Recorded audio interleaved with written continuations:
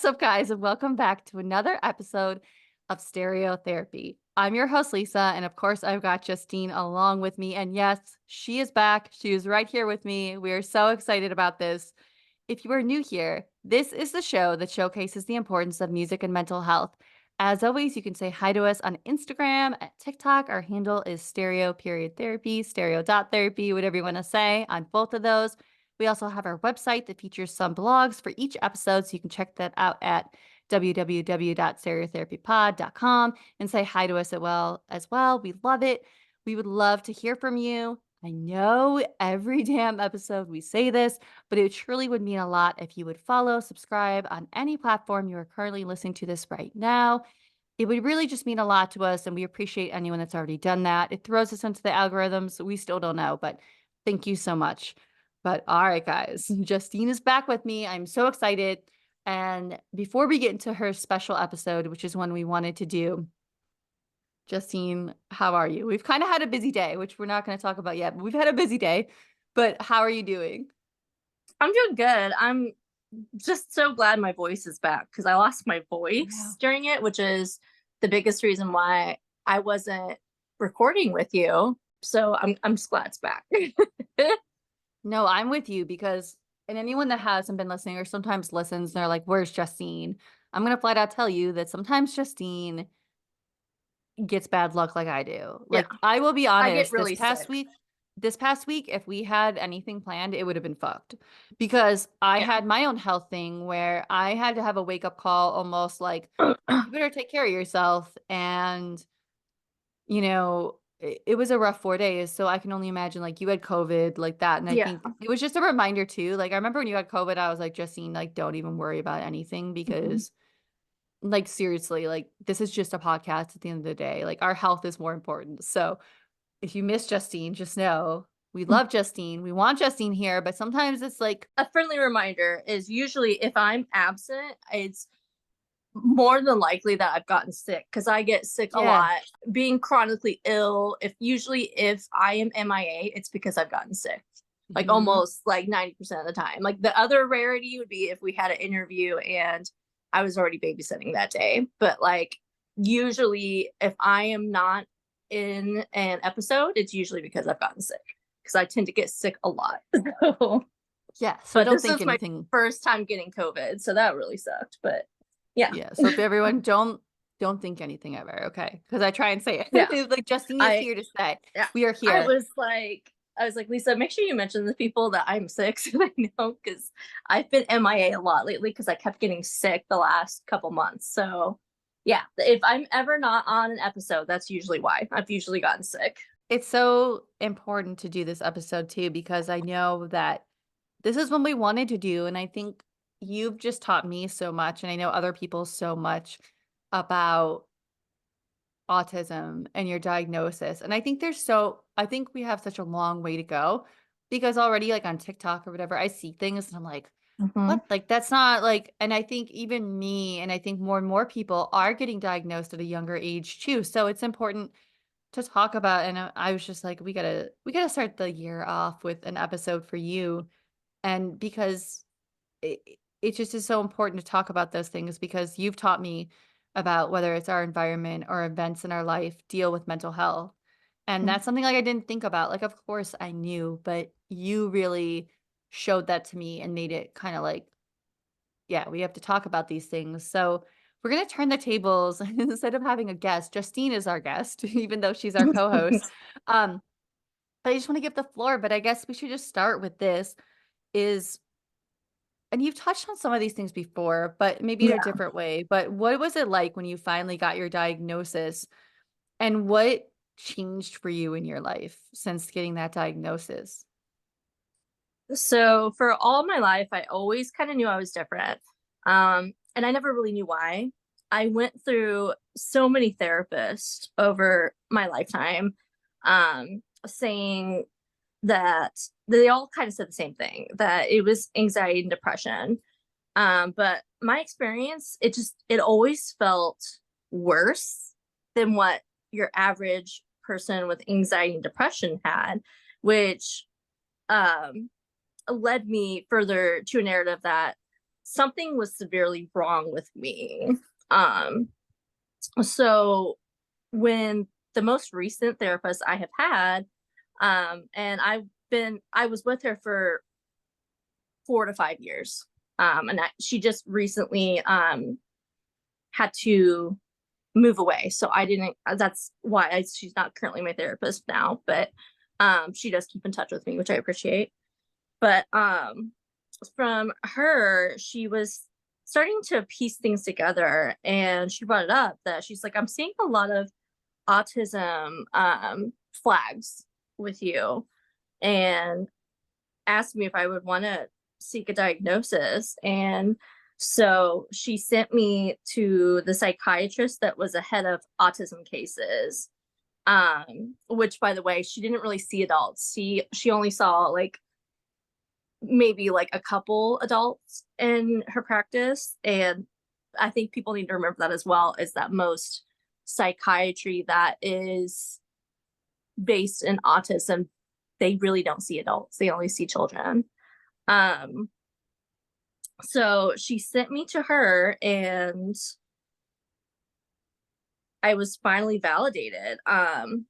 I didn't just have some severe wild case of some mental illness and people just weren't seeing it. And because that's kind of where I was going. And I've always been really into psychiatry and psychology. So it was coming down to me like looking up all these different diagnoses of severe things because I thought something severely was wrong. And it wasn't just normal depression and anxiety.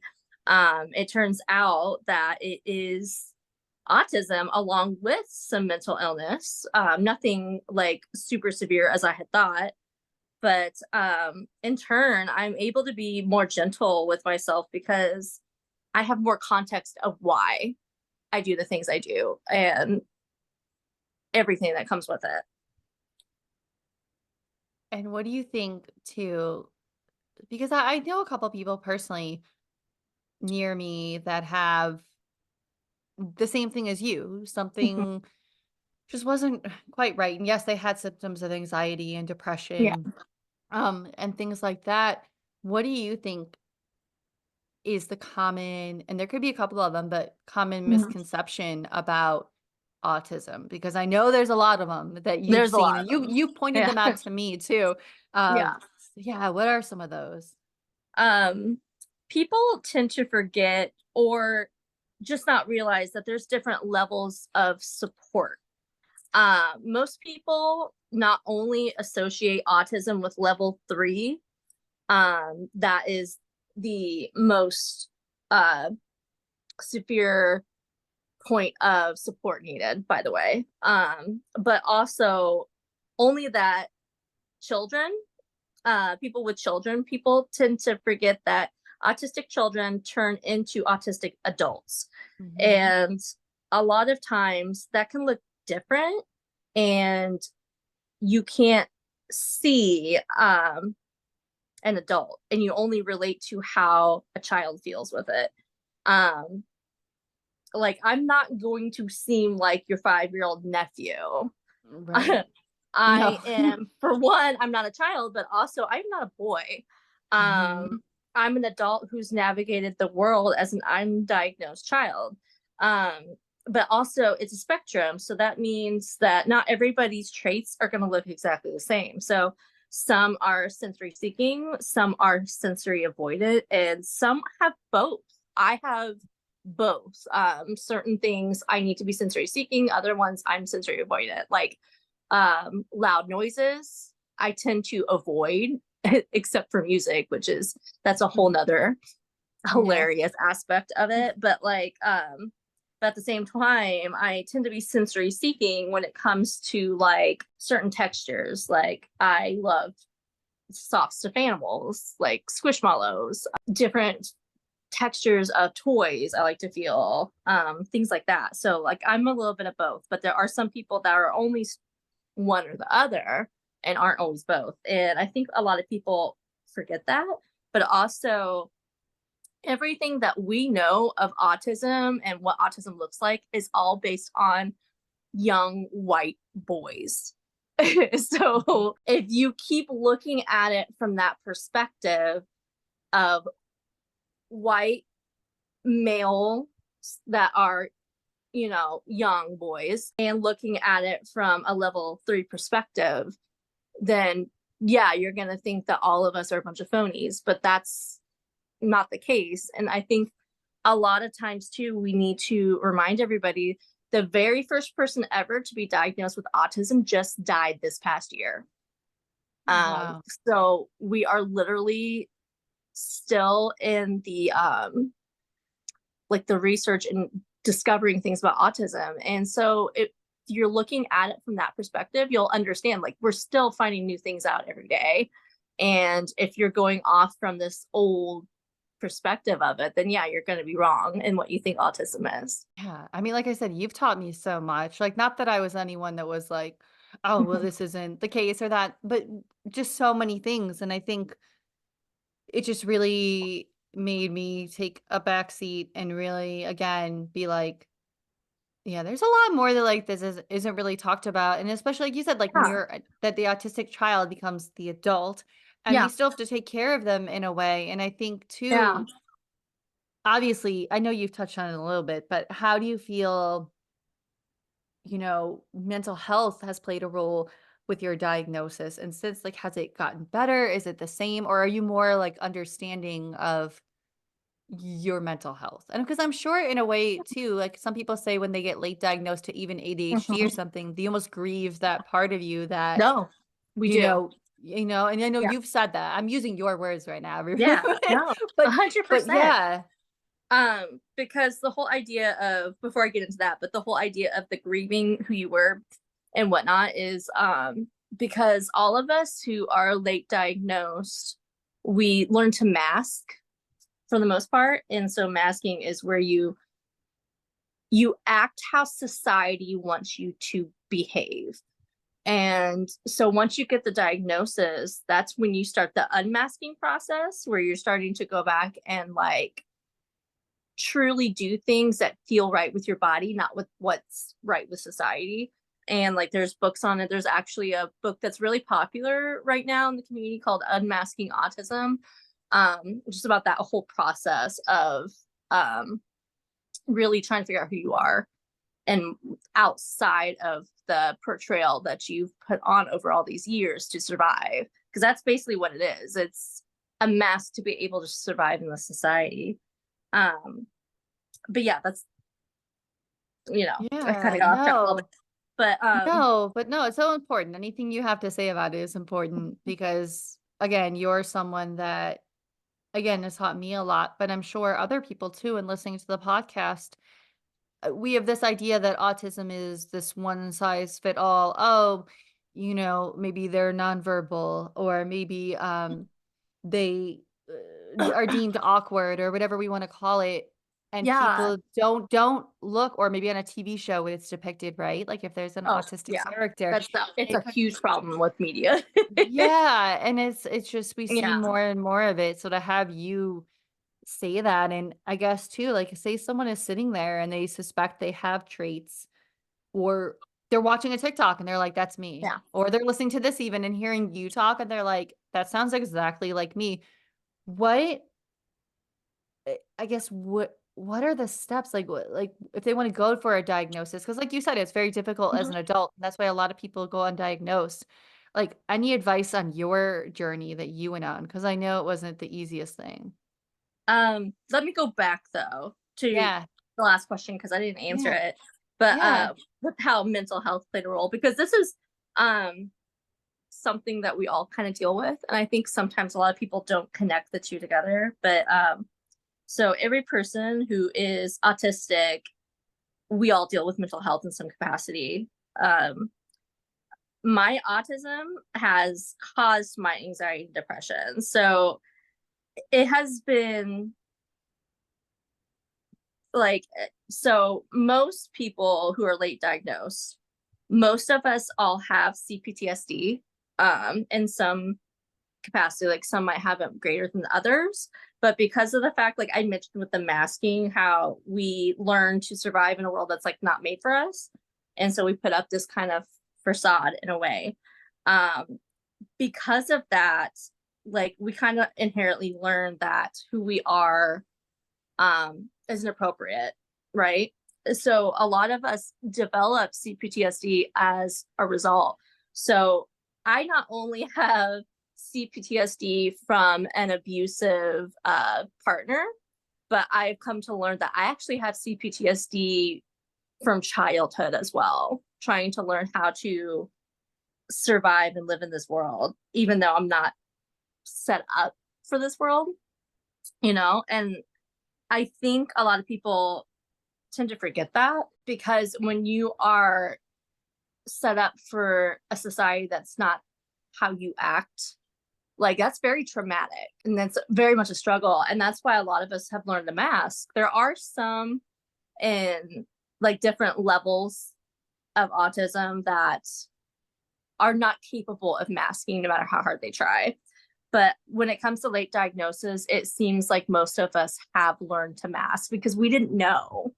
Like, we did not know that we were autistic. So we just kind of learned to mirror other people that people liked and whatnot. And from my personal experience and from others that I have seen, and because like I learned pretty fast that like other people don't pick up other people's personality traits like I did, and it was how I learned how to survive in the workplace, especially. And whenever I mentioned sometimes that I would mirror the personality that person wanted me to have. I remember talking about it with people sometimes, and they're like, "That's weird. Like, why do you Mhm. do that?" And Yeah. a lot of times, doing that, especially if you don't know a person is autistic, a lot of us have been told that we're manipulative, and that's not what is happening there. Like, it's not a trait that's used to manipulate a person in a certain way necessarily. It's a survival mechanism. So mirroring personalities and masking, it's not used to gain something or to get something. It's just used to survive and do what's needed. Like for me, a lot, like especially in the workplace, whenever I would mask and mirror people in the workplace, it was to make sure I still had a job. Because, like, because I would witness other coworkers and management if you acted too weird or did a certain way, they didn't like it. And I picked up on that a lot over the years, and a workplace method, especially that like I need to act in this certain manner with people so that I still make money to live. So, Mhm. and in fact, that autism cases, only 15% of us can work, especially full time jobs. Some of that just has to do with the overstimulation kind of thing, but also a lot of it has to do with masking. So if you can't mirror and mask with people, like it's really hard to keep a job when you have autism. So I just wanted to make sure I mentioned that because No, yeah, that's so important because I know some people that I'm close with have said those same things too. That it's people don't understand how the difficulty of that. And again, like kind of to go back into it though, but what if someone like I said, even if they're listening to this, right? And they're like, "Wait a yeah, second, that sounds like me," or they've seen your TikToks or anything, what those first steps, I guess, like, what do you do? Because, like you said, it's yeah. tough for an adult, like, what Um, I realize my path to diagnosis is extremely rare.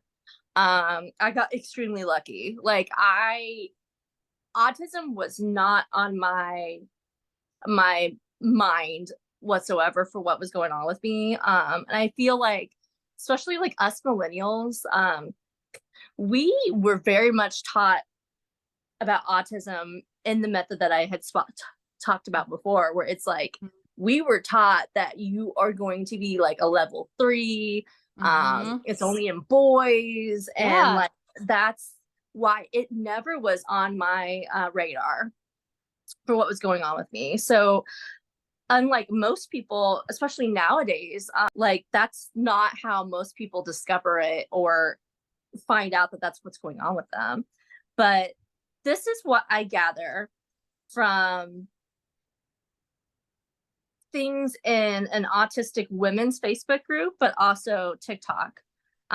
What most people do is they research everything, as many social media things that you can learn from other people, to even getting a DSM-5 to figure out what the criteria is to get a diagnosis. And then all your findings you put in like a big old binder, and take that to your doctors, and then just keep pushing until they finally get you tested.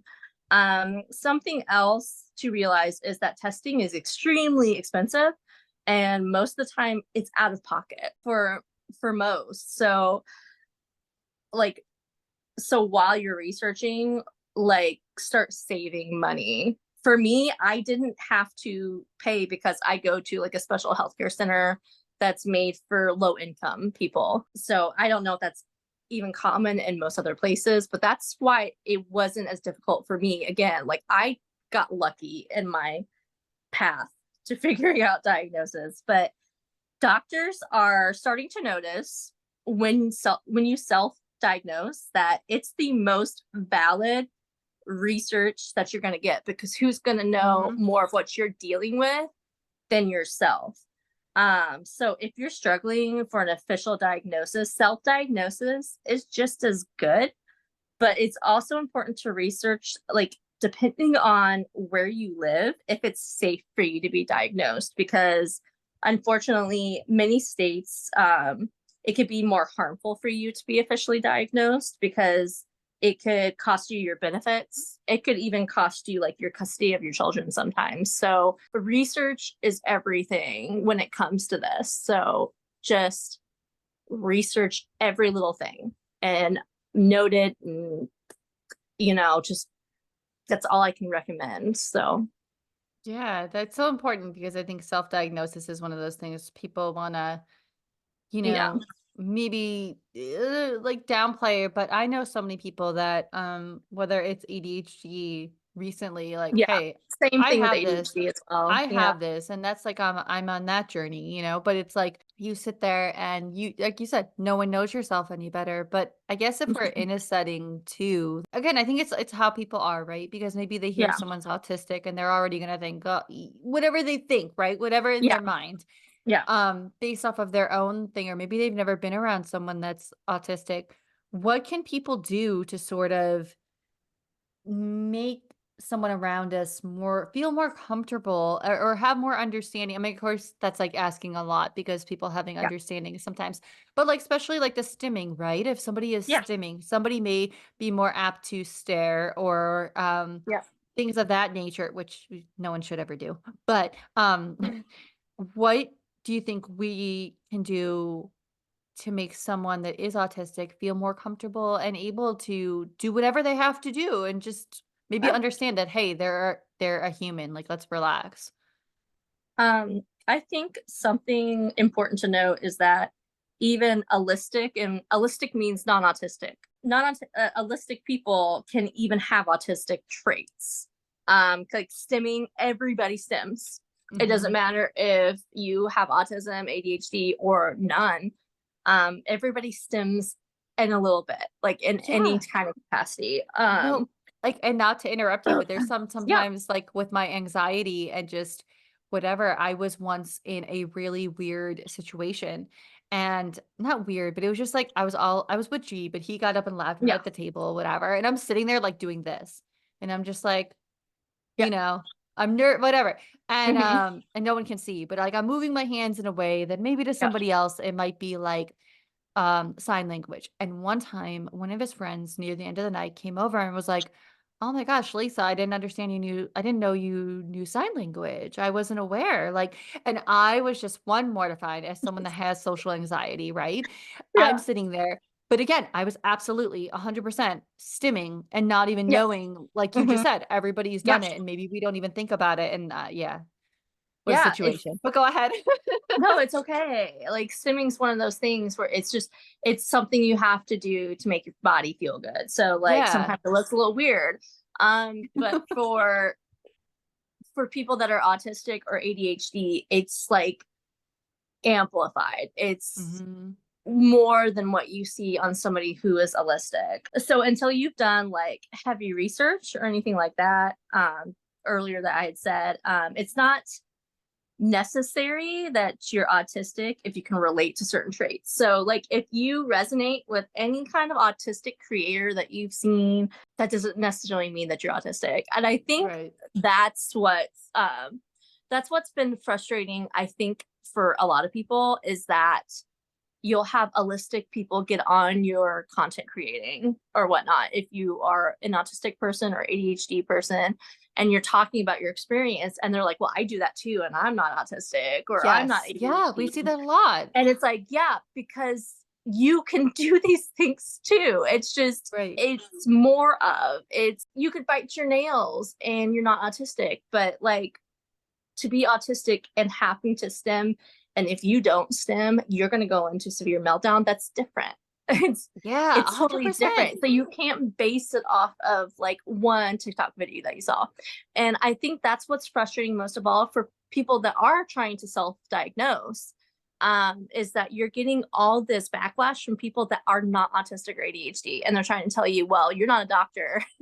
You don't know what Right. you're talking about because they assume you're going off of one TikTok that you've seen. And that's why I say that like heavy research is important because everybody I know that self-diagnoses, you don't self-diagnose until you've gone through all this research. And if you're going through all this Mhm. research, you don't do that just because of one TikTok. You don't Right. just like self-diagnose from one TikTok. And all these people that are not autistic or ADHD that are trying to attack all these people for self-diagnosing. It's really frustrating, but I'm also seeing it in the community as well because every once in a while I'll see an autistic creator talk about how self-diagnosis is harmful, which is Mhm. absolute BS. And it comes from a place of privilege because if you're either diagnosed from a young age, you don't go through all those hoops of not understanding who you are and why you're doing all these things. It can also come from a little bit of like I said earlier, it does happen even within the community that like sometimes you forget it's a spectrum. So like just because you don't do something doesn't mean somebody else won't do that certain trait. But yeah, we just have a lot more hoops to get through still. Like not Mhm. only with like No. other people understanding us, but like even within the community, there's a little bit of conflicting thoughts, even a little bit in the community itself. So No. I mean, it kinda goes into our next thing we were gonna say is what are I'm sure there's so many, but what are some of the yeah. struggles that you face? I mean, it's probably like you just touched on some. I mean, because we have to think about like other people we encounter, which Yeah. sucks, but it's like we have to think about that. But what are some of those struggles that whether it's a daily basis or just situational that you go through? So this is all based on my own personal experience, by the way, Yeah. Right. because Yeah. again, like everybody can have different struggles, but for Right. me personally, I deal with severe executive dysfunction, and I'm also PDA, and PDA stands for pathological demand avoidance. So my brain struggles to get my body to do things that I need that I actually need cues to eat or to pee or to shower. And with my PDA, if somebody wants me to do something, my brain will be like, well, you want me to do that, so I'm not going to do it. Mhm. But that also happens with my brain itself. So my brain will be like, hey, you need to go pee. And my brain will be like, no, you're comfortable. You don't need to get up. And so basically, I need a lot of help being just an average human being. And I have to have a lot of support. So like when I got diagnosed, she said she would place me at a level 1, but she says I also kind of fall under level 2. And as time has gone on and I've gotten more comfortable in figuring out who I am, I'm most definitely at level 2. I need a lot of support to be a human, and I need a lot of cues and a lot of help doing your average thing. And with that, that's kind of goes into like what I mentioned earlier, where only 15% of autistic people can hold jobs.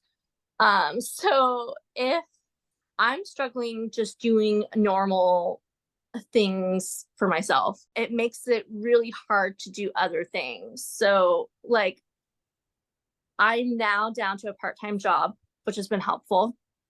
I now nanny, which is also helpful that I'm not in like this school setting with lots of people, but I still struggle with the fact that like I need to get out of bed.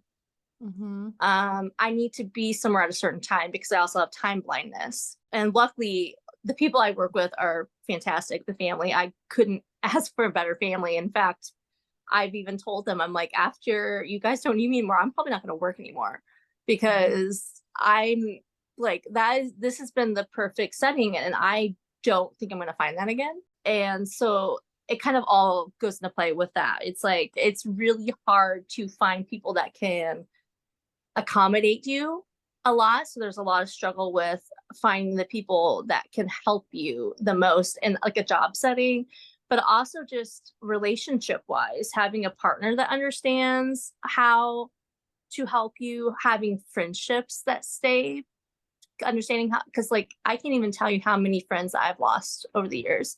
I have not like I was always getting very upset online seeing all these people that are like I've had friends since they were like 5 years old and Oh they're my god. still friends together to this day. And I'm like, I don't have that. No, same here, and I it's one of those never things too, had that. you see with Yeah. the girls where it's like, "I need my girls," Yeah. like, the on TikTok, No. everybody, like, probably like, "What is how you're talking about?"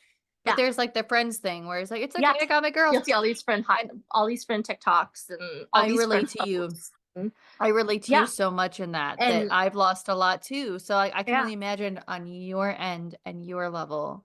And like especially when being late diagnosed, especially like I know it, you see this in any kind of capacity, whether you're early diagnosed as well. Like, but especially as somebody who's late diagnosed who didn't know what was wrong with them, and I go back and I think about certain scenarios and everything, and it was like a lot of times it had to do with my traits that I lost friends, Mhm. because I can be very blunt and really honest with sometimes that really upsets a lot of people, and that I will lose people because of that. I will lose people because of the fact that like again, like I have trouble just being a human being and taking care of my body and myself, and struggling with that, I will sometimes lose track of anything else outside of my Yeah. little bubble. So because of that, like I'll lose friends because I'll be like, well, you're not putting in enough effort in this friendship. And it's like, I'm trying to stay alive.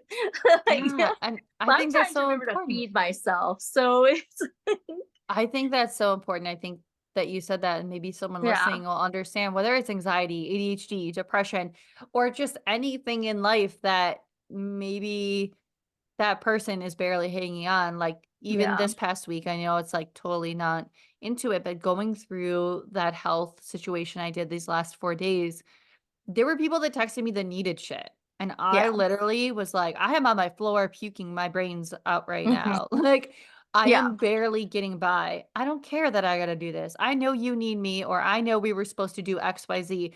And I think that that's really important you said that because I think some Yeah. people need to understand that, like, maybe that person beyond behind there is on the other end barely hanging on. And it's just so important to say that because I think so many people forget that.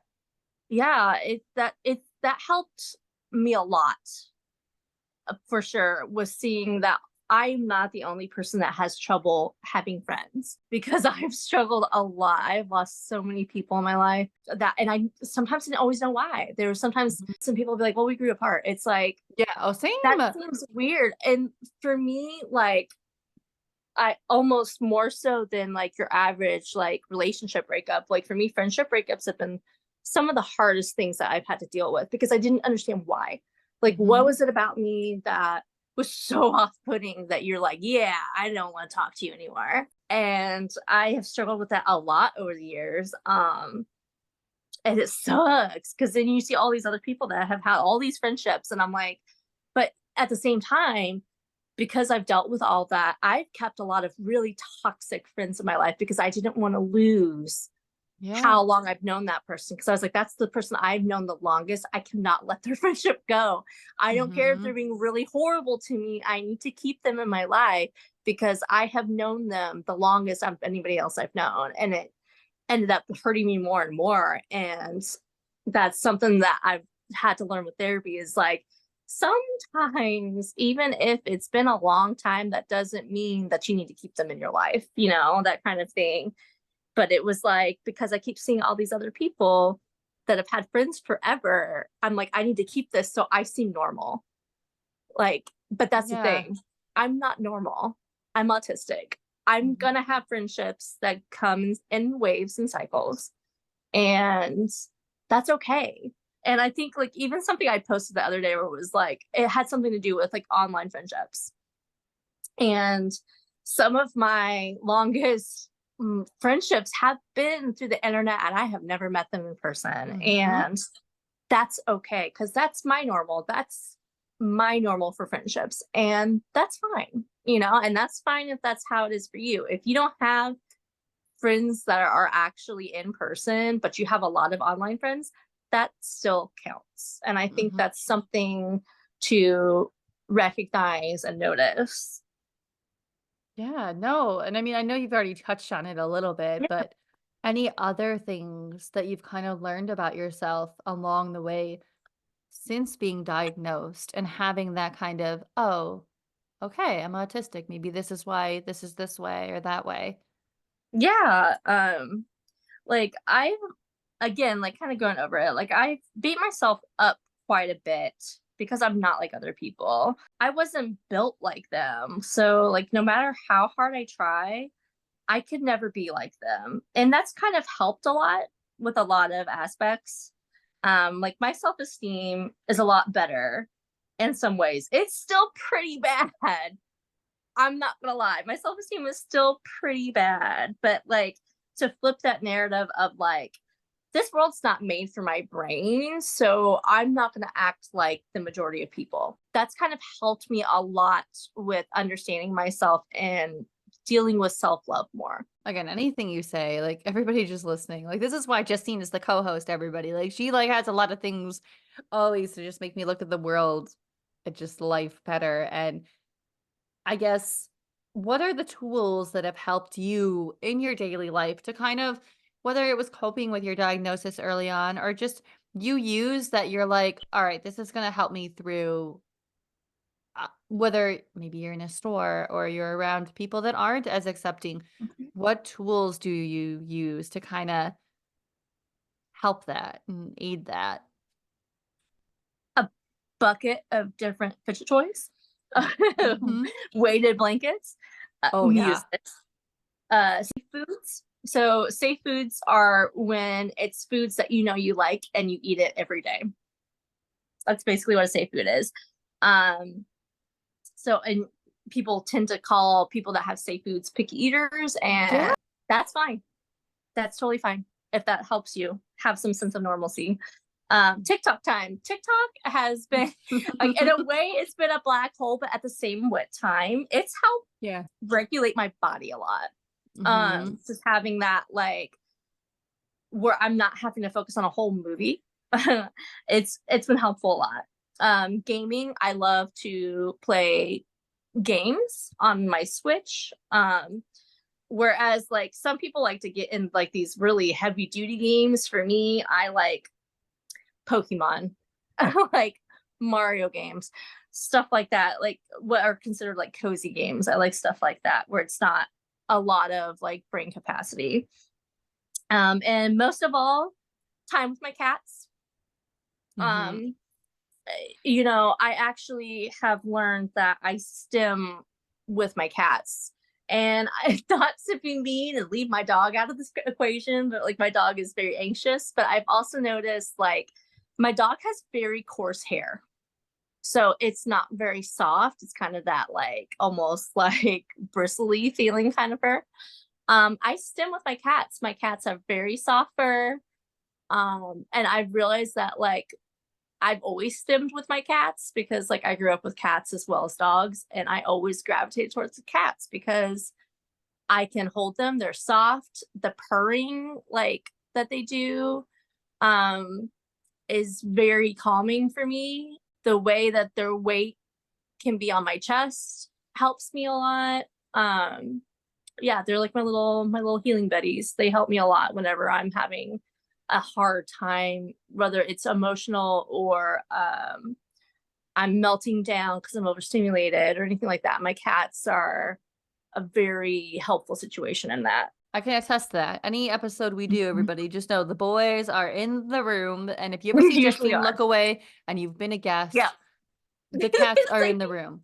So, and It's I think true. it's very important really quick to also touch on that Yeah. sometimes and any guest or anyone that's ever been on this podcast, there's times where I know whether you had like today we had a guest on and you Mhm. said you had your fidget spinner, Yeah. or sometimes you look away because you have your cats. And I Yeah. think that that's why I have so much respect for you and just I'm just so just proud of you because already sometimes this podcast is tough. Like all this morning, was very thankful for our guest. I cannot wait to share this episode we recorded today. Mhm.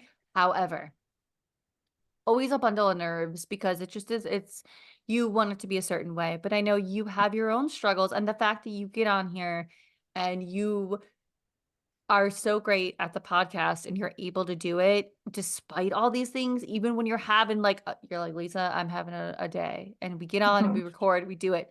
And I admire that a lot about you that, like, even though you have that and whether it's the fidget spinners or the cats, the Yeah. boys in the room, you get by and it does help you. I've seen it physically aid you. And it's always a good time when the boys are in the room. Oh So yeah.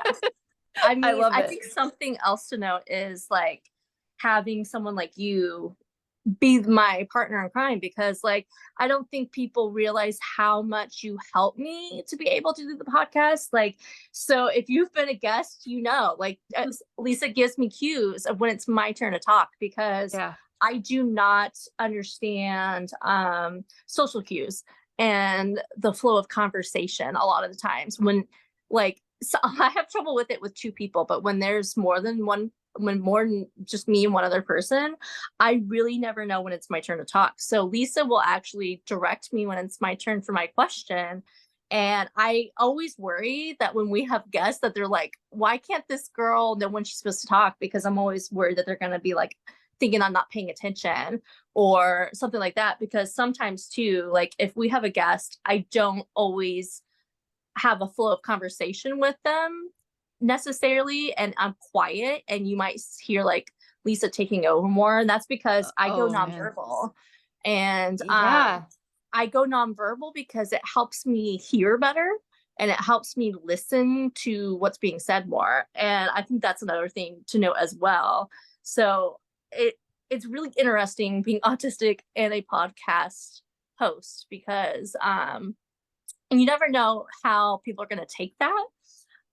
So I appreciate any guests we have that are like, why is this girl so weird? That And that's why you I was wondering know, if well, first of all, nobody knows because I edit all that out, so he does nobody edit it knows. out, Um, but I still but figured I'd share that. You yeah, know. but it's one of those things though, too, and that's why, I had said someone had said once, they were like, "Oh, Justine doesn't talk much," and I said that it's Hmm. one of those things that, um, now when it's just us, you're on it, and I think it's Yeah. already I get it because nobody else. I mean, well, they probably know this, but before anybody comes in, I'm in full blown like like Yep. go, you know, literally having a silent panic attack. But once everybody's Hmm. in and I'm so happy and I'm like, yes, we got this. I'm so excited and passionate about it. And in that ways you help me. You bring the calm Yeah. because there is not calm here. And that too. And I know that is. So if ever you hear her say Justine's got it, it is. I'm giving her cues, but she's amazing and does it. Yeah. And and you brought so much to this. And I mean, obviously talking about music, it's a huge role in your life. We know, I mean, clearly Hmm. you're doing this, but we met through music and so many things. But how has music played that role in dealing with any struggles that you may have, or just to bring comfort? So I've mentioned before in episodes, I'm pretty sure, it's truly been the best therapy for me. Like before I had therapists, before I knew what was going on with me. And I'm pretty sure that I have alexithymia, which is the difficulty recognizing and expressing emotion. I love that I say that I think I have it. I definitely have it. Like, Mhm. as somebody who will be in therapy and my therapist is like, okay, you got to stop making jokes about your trauma. It's time to sit in your feelings, you know? Yeah. And I'm actually on the hyper empathetic side of autism. So usually you're either hyper empathetic with autism or you don't have any empathy whatsoever. And but I'm on the hyper empathy side. And so I can tend to cry a lot and I won't always know why.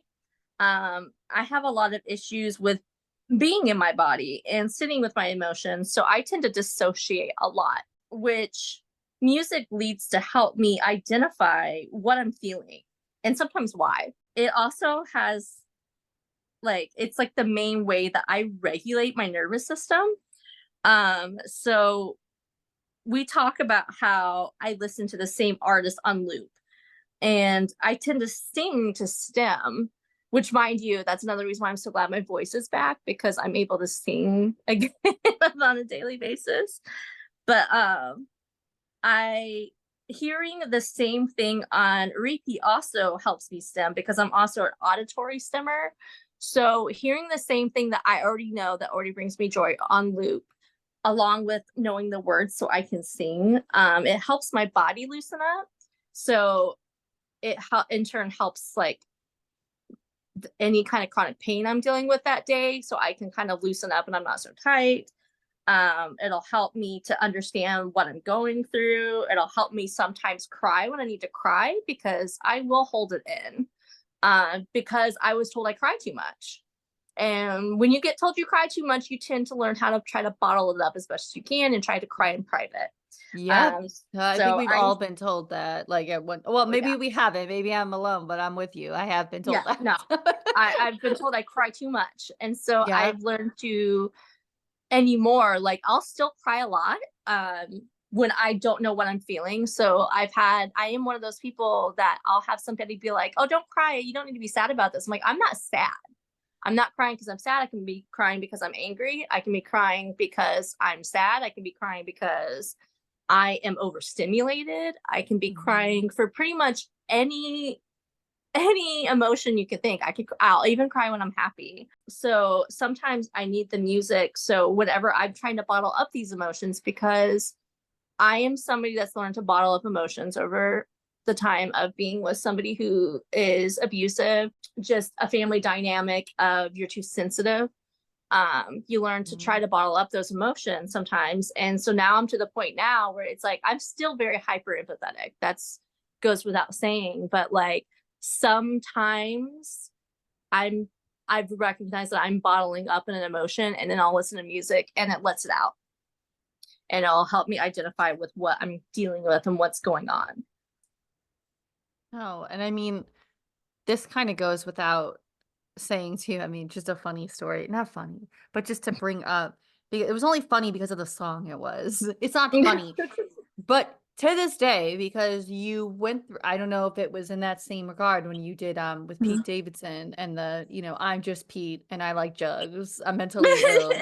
Or wait, I'm just I yeah, love it. no, but people know what I'm talking about. Yeah. Anyways, it's the parody of the Ken song of Barbie, which I finally saw. It's an incredible movie, great movie, but Yeah. I know I'm late. But, literally because of you and sending me TikToks, of that.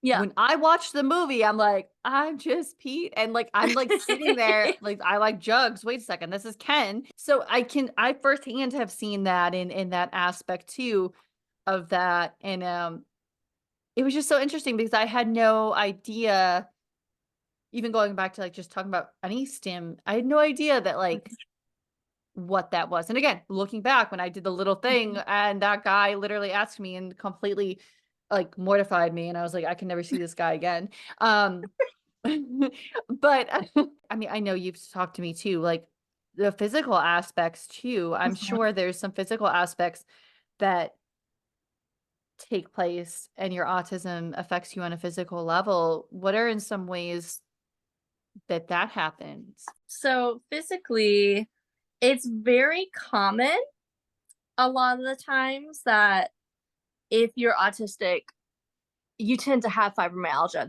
There is a common Mhm. link there. Um, Fibromyalgia is also tends to be connected to trauma.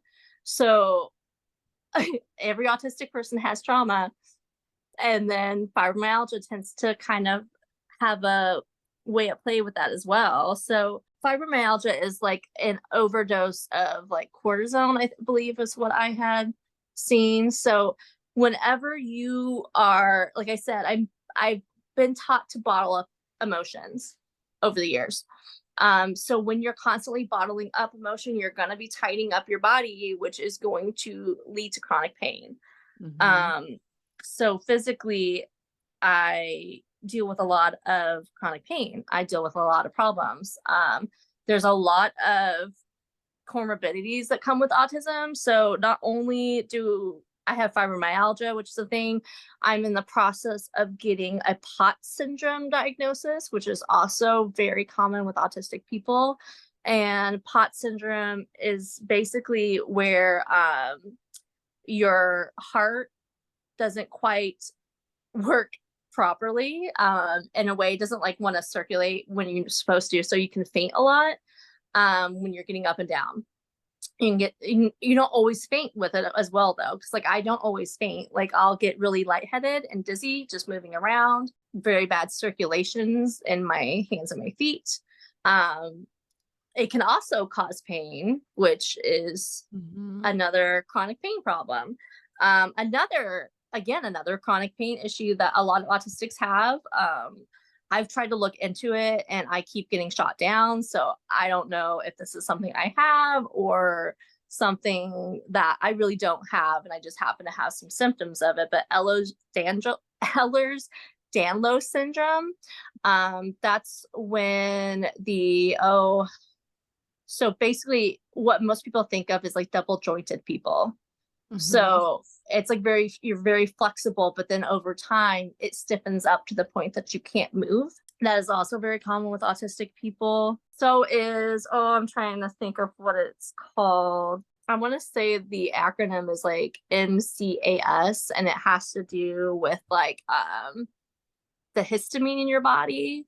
And it can seem like your histamine is like overdone. I could be wrong. If somebody knows what that is, you can share that. That's also very common with autistic people. But yeah, there's a lot of things that kind of intertwines with autism, and it's been very interesting. And I'm still learning myself with that because I'm still trying to get diagnosis for myself. Um, so basically, if you're autistic, you're more than likely going to have a chronic illness, and you're going to be disabled in more than one way. And I am the poster child for that situation. There's so much more that I think people didn't realize with autism. And again, Yeah. anytime you speak on it, which is why it was so important to do this episode. And I mean, I want to know too, what is something? I mean, I know there's the obvious, but as far as accessibility, Yeah. affordability, and also, especially if you're an adult, because I think what a lot of people forget too is that when we're younger and it was just a thing, like there were so many things that when I look back now, I'm like, yeah, I have that. Yeah, I had that anxiety. I Mhm. had that, and, I think we forget that we were just in a very different time too, and Yeah. now that we're older, maybe we have more money, we have, healthcare, and we have things that we can go get these things checked out. I think we need more people on board of that and understanding of that, but what is something that you would like to see change in whether it's in the diagnosis process or work environments or just daily life? And I know it's asking a lot to ask people to be respectful. I know it's a pipe Yeah. dream in a weird way, but I know we have made progress, but I feel like there's Mhm. just such a long way to go. Oh, there's definitely still a long way to go. I think like the biggest thing to note is listen to autistic people for the Mhm. autistic experience. We used to be autistic children, Yeah. and so who's going to know more about the autistic experience than people that are autistic in adulthood? Yeah. Um, and listening to large corporations like Autism Speaks, that is made up of only allistic, non autistic people. I think there's actually maybe one autistic person that has to do with Autism Speaks, but that's doesn't matter. Um, if that's the only place where you're getting information, you're getting a lot of wrong information, and they tend to push the narrative that our autistic brains are scary and their money doesn't even go to autistic people. It goes into their own pockets. And I don't think people recognize that. They aren't pushing any information that comes from autistic experience. And anytime autistic people are going to them and telling them, hey, you running this ad that makes it seem like we're horrible people, or that this mother is talking about how she wishes she didn't have an autistic child, how harmful Mhm. that is, and we get blocked.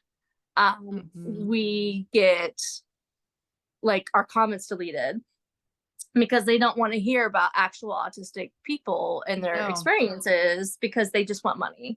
And of course, that is the main corporation that is known for autistic, Right, I the was just autistic gonna say, that's the community. only one I've ever known, and I used to Yeah. admittedly oh, the puzzle, and the puzzle piece, Yeah. and Yeah. that's what I knew of autism back then, and I'm learning so much through you and just life and just being an adult Yeah. now, Well, I but mean, like, you're even I right, had to learn. they're Yeah. the main you're right, like, then if that's the main one that's out there, That why are is they the main not more educated? corporation. It's Yeah. it's upsetting, and it's comes down to like it is with anything in, capitalism. It's all about money. It has nothing to do with what it's Mhm. actually supposed to be about.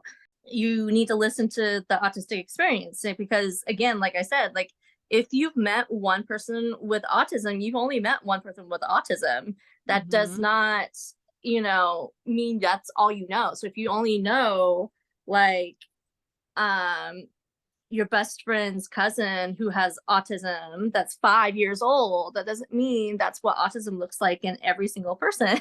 And Right. everybody is different, and it's called the spectrum for a reason.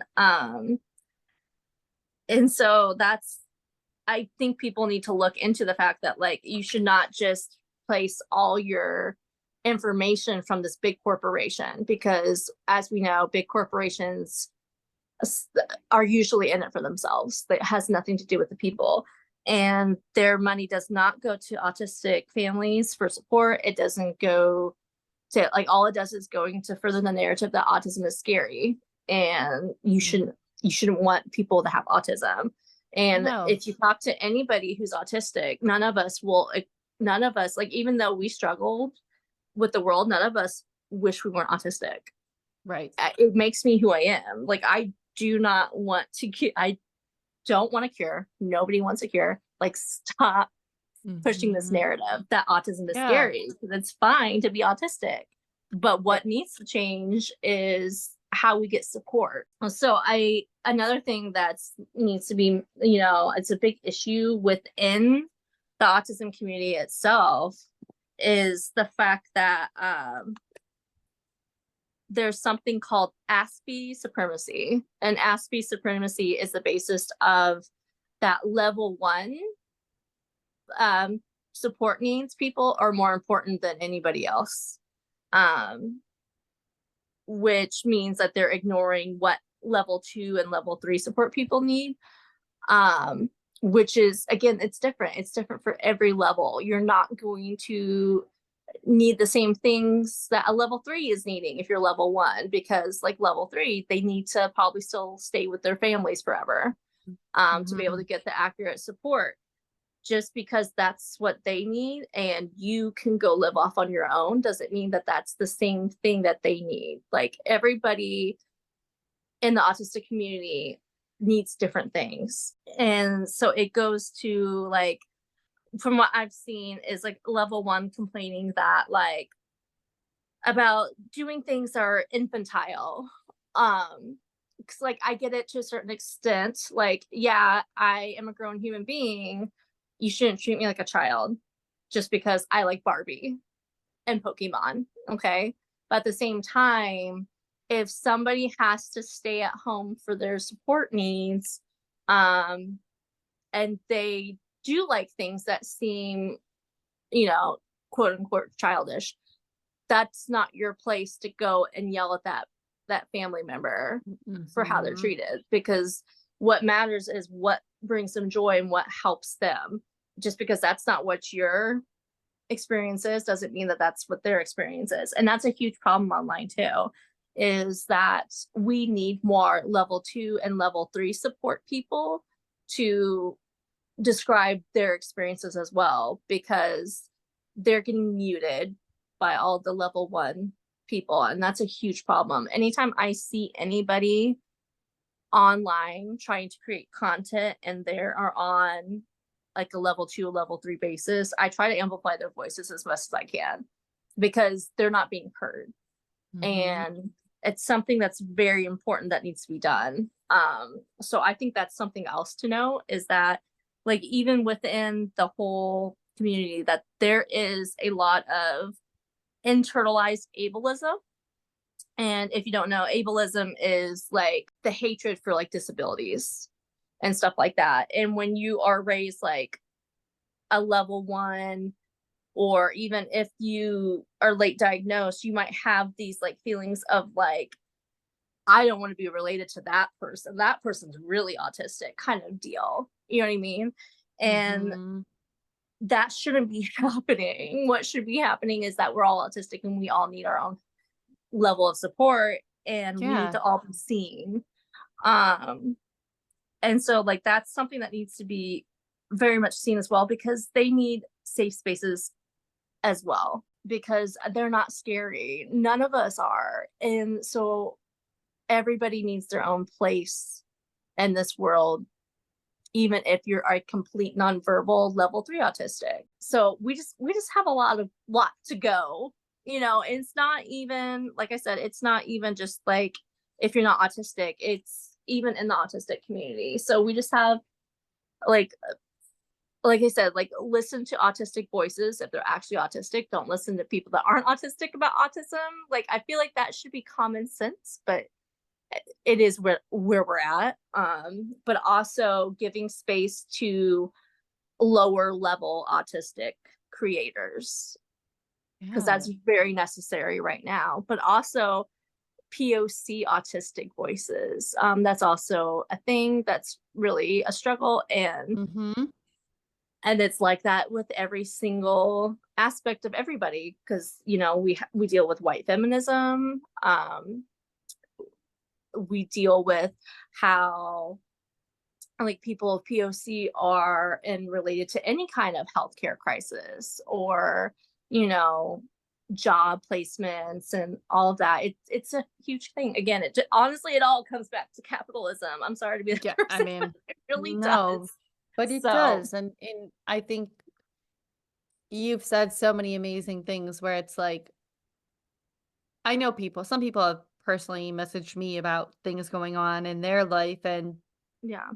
what a good voice you've been for them in their own journeys and their newly journey of maybe it's their child or them, and I think that's so important, and that's like why this episode was just it was so important to do for you and for just other people because I think that I had no idea. I was like, again, I was one of those people that was like, autism is you're nonverbal Yeah. and you line No, up I mean, stuff. And I know that's going to that's come where I across really started bad, too. but that's what I thought. Or they're, Mhm. they want to rock a little bit. That's a Yep. stimming, but they want to do these things. And again, a lot of society thought, oh, you're weird or you're this. And I Yeah. think that's why it was like, all right, we got to do an episode for Justine to just have her say in things because I think so many people really if you're hearing this like educate yourself because I Yeah. mean if you see that person and or someone near you that's newly diagnosed or they're going through it, be there for them Mhm. and be that Yeah. person, that safe person, because it's so important. And again, I you just think said so much. I can't wait to put this out. I think as well to note that it's okay to ask questions. Like Right, I if ask you're them all the time ever to you. like, oh yeah, Lisa asks me questions all the time, but that's why I really appreciate you, Lisa, because you'll hear something that online or something, and you'll come to me and Yeah. be like, "Hey, is this a thing?" And I'll be like, Right. "No, it's Yeah, not." and 9 times out of Because 10 it's no, it's not that. but I'm like, no, oh, it's not, because like there's always these like weird ads. Like even my mom had asked recently, like, because there's a big ad thing that's been like really amplified online about like if you took Tylenol during your pregnancy, you Yes, probably caused autism. And I think Lisa asked me that as well. And I'm like, no, it's not. It's just another one of those fear tactics that that and Autism cereal. Speaks pushes that like Mhm. it's not something you're born with. It's caused by vaccines or medications, and it's not. No, It's no, not. It's clearly just not. more fear-based stuff. Yeah, But yeah, like if any of our viewers ever have any questions about yeah, anything autism related, it's okay to, message any of our things. yeah, Lisa, if it's going to Lisa, Lisa will direct it to me and she'll yeah, give you the answers. But I'm always willing to answer any kind of questions, even if you think it's silly or even if yeah, you feel like trust it me, it's could not, be like guys. super personal or something. I am an open book. I'm always willing to help people learn and to understand better. And the only way of doing that is asking questions that you think are silly or too personal. So, Yeah, no, yeah. 100%. People ask because trust me, they're not as I don't wanna say bad, but I've asked some questions before, so Yeah. stuff I've No. seen. So trust me, you're not. So ask away and like again, you can do that on our socials or Instagram, even TikTok, the Hmm. website, whatever you feel comfortable with. And you can do that. And then yeah, guys, like can't believe this is the second episode for us, which is crazy. But yeah, we're doing this thing. I can't believe we're back to this thing in this podcast, but we we are here and I appreciate you. And I'm sorry if it sounded a little off, but like it's been a week for both of us getting back. Like it's Yeah. just been a week, but we are here and this is such an important episode. And I'm so excited to do that. And we will see you guys next Tuesday. Stuff on the way. So don't you worry. But all right. Bye, guys. Bye.